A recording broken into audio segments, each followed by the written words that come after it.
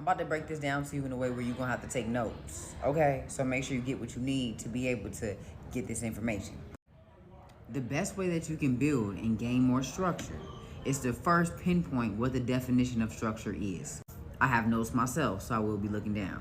Structure is anything that is constructed or built from different interrelated parts with a fixed location on the ground. I'm gonna break it down. Don't be like, oh, I'm out. Stay. Anything that is interrelated means that it's working together as one for a common goal, okay? Fixed location, fixed in general, is anything that is permanent. That is where you will be at. And grounded is what you are standing on. The thing that you are not going to shift or move no matter what else is moving. And if you are to shift because of circumstances, you will return back to it because it's what keeps you solidified, balanced, okay?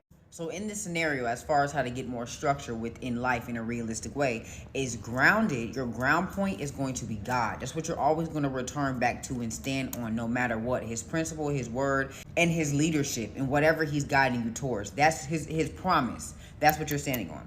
When it comes to your fixed location, that's going to be your vision. That's the thing that's not moving. It's not going nowhere.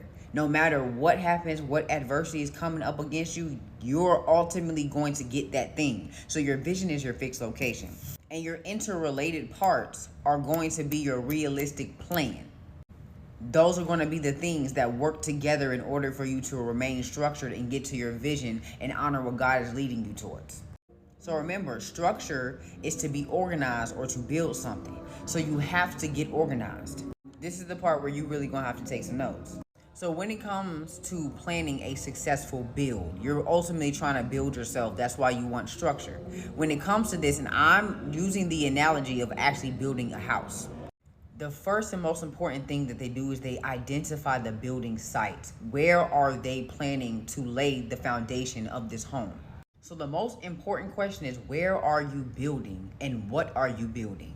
Okay, I understand that the space that you may be in currently is chaotic, but it doesn't matter. Just because it's chaotic does not mean that you cannot focus. The problem be when we are in chaotic environments, especially when we coming from survival mode, we try to make it pretty. We try to dress it up. We try to make it aesthetic to make us comfortable. In this season of your life, it's not about your comfort. It's about your focus. So nobody cares about you being comfortable. This is not for you to make it aesthetic. It's for you to organize it so that you can focus and it can ultimately work for you. Within the article that I'm referencing when it comes to the breakdown of how to build a house, it says that you have to choose a location that specifically fits your needs.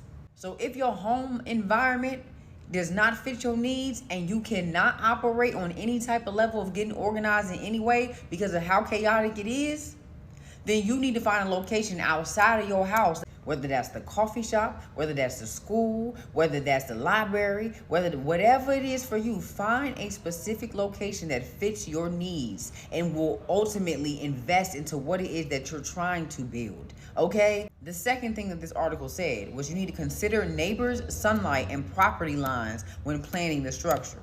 So who is in your atmosphere? Why are they there? And what do they contribute? You need to know who you're around. You need to know who's in your corner and who's not in your corner. And this is not for you to try to address it and figure out why they don't support you or why it seems like they secretly hating on you. No, it's just so that you can be aware and shut your mouth so that you can move efficiently. So that you can peep what's going on. You don't got to address nothing. Vengeance is the Lord's. God got that, placed that in his hand. This is just so that you know who to go to and who not to go to, so that you don't sabotage yourself while you're trying to build like you always do, running your mouth to people who are ultimately not even for you. And not because they really don't like you, but because there is trauma and past experiences working within them. So they're projecting on you and you're internalizing it as if there's something wrong with you when they're talking to themselves. The third thing, hire an architect or purchase a building plan. You need to get in alignment with a divine strategy. So go to God in prayer and be realistic, because you've been creating plans that are completely unrealistic. They don't match your circumstances or what you even truly desire, nor do they match what you really need. You need to combine realism with supernatural insight. This is the purpose of you going to God and being extremely realistic and intentional about what you're asking him for when it comes to divine strategy, because he's going to reveal to you something that nobody in the world can. Okay? And when you get real with God, you can invite him in doors that have been closed off to him because you don't want to be real. He can't bless what you pretend to be, nor can he give you strategy for what you pretend to have. Your pride got to go out the door. We trying to get changed. Okay? Your ego got to be completely killed. We trying to elevate. God is the blueprint, he's the building plan, and he is the architect. You are simply the interior designer. So after you get this foundation, baby, you're going to soar. You get what I'm saying? The aesthetic is going to give, but you have to get the foundation right first, or every single time you get the aesthetic, you'll still won't be enough. You still won't feel worthy. You still won't be able to grow because the foundation is cracked, but you look good while your foundation is slowly falling apart.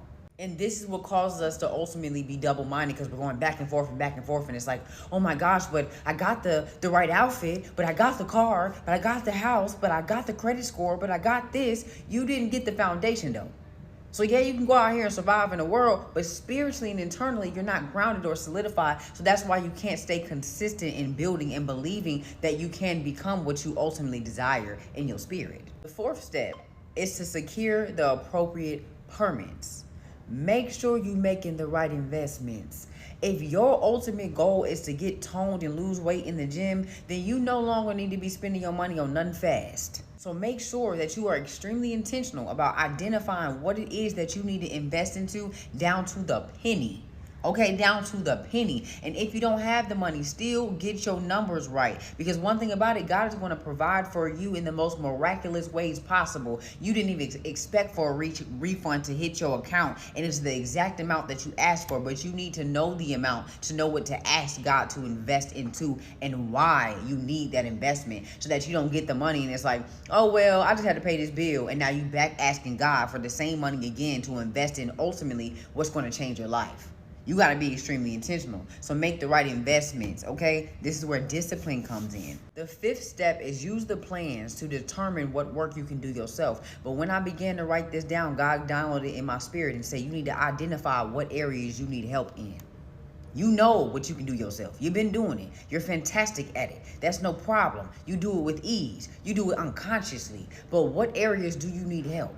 This is not a solo journey. God does not say where two or more people meet for no reason. He believes deeply in community. So you need to identify where you need help so that you can then go to God and ask for a mentor if you don't already have one. And if a mentor, and until that mentor comes, identify somebody that you are deeply inspired by and study their character and what foundation they stand on and apply it to your life as necessary. Do not idolize them, okay?